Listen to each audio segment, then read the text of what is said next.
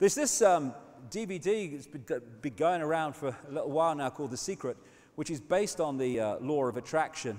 And, you know, I think the principle, there's a lot to be said for it, but I do think it can be very simplistic sometimes, this stuff about law of attraction.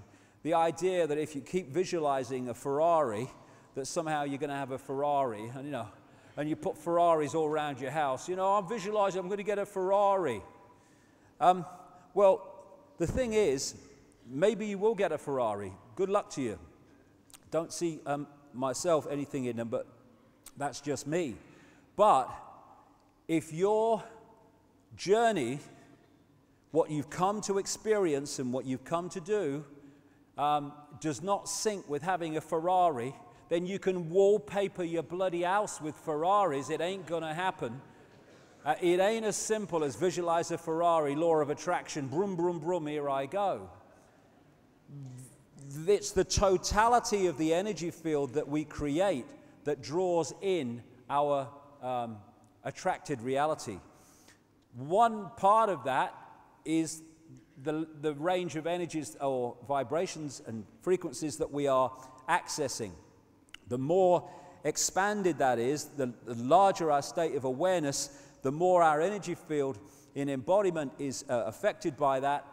That affects what goes out, it affects what comes in. What our energy field contains from all these different influences together makes the magnetic connection which we draw into us.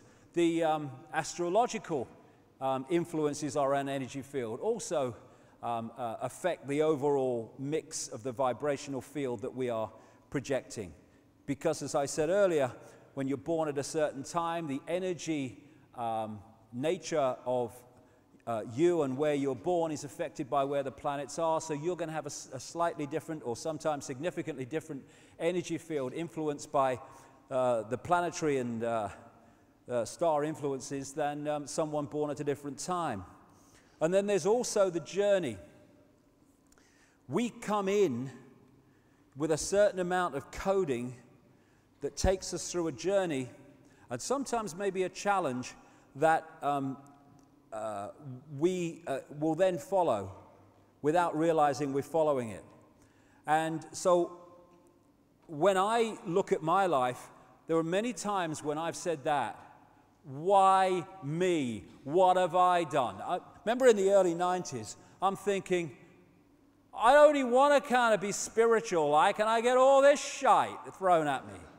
You know, and it's like, why me? Oh my God, what have I done? I'm only trying to do some bloody help. Come on, what's going on? And then I look back and I see those nightmare experiences as my greatest gift. My greatest gift. We are often offered our greatest gifts magnificently disguised as our worst nightmares. Because we are what we are at this point, not despite what has happened to us, nice, not so nice, and all in between, but because of what has happened to us. That's what's brought us to this state. And there was a time in my life, like everyone else's life, when I was, shall we say, aware of how people saw me. You know, as you do when you're a teenager and then you grow up, you're even older, you're always thinking, you know, how people see me, and you're on the telly, and, you know, oh, I hope people like me and all that stuff. And you are, in other words, you are looking for external approval, because that helps your insecurity. When I went through the extraordinary levels of ridicule that I went through in this country, in the 1990s particularly, it was a nightmare. I couldn't go down any place in Britain without being laughed at, ridiculed, all that stuff. And yet, what it did was clear me completely, or as much as I'm aware of that need for approval, of that, here we go, fear of what other people think of me. That's what it did.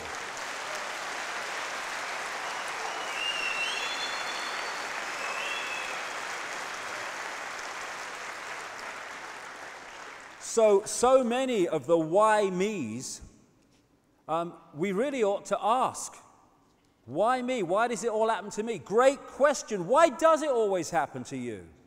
Because it's here that the power is.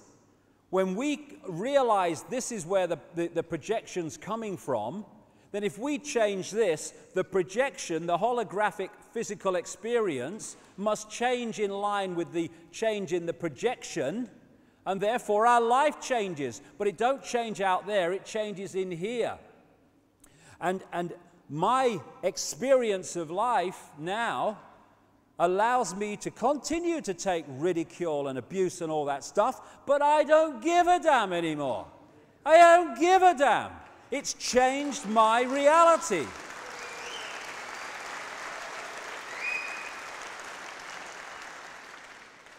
There's a lot to be spoken for about worst nightmares, because so often they are our greatest gifts. Not always, but so often. And moving to another level of consciousness is moving our point of observation from within this holographic reality, this physical reality, this suppressed reality, into that level of reality that people experience in out-of-body experiences. From that perspective, this world looks totally different. If we can move our point of observation of this reality while we're still in it, then everything changes.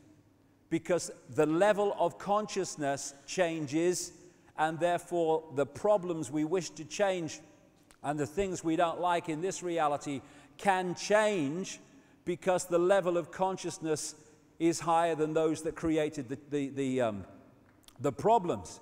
So it's moving our point of observation to another level, and then everything changes here. It can't otherwise. And it's interesting, when you look at these things, the astrological influences, the level or range of frequencies that we are accessing, which we call awareness, the energy fields that we have, the auric field, which then attracts to it what it's putting out, the life journey, the why me stuff, all of them have one thing in common. They all come from within. Not out there. There is no out there. It all come from within. What the manipulators want us to do, and constantly encourage us to do, is to look out there. As Gandhi said, you must be the change you want to see in the world. You must be, because you are the world.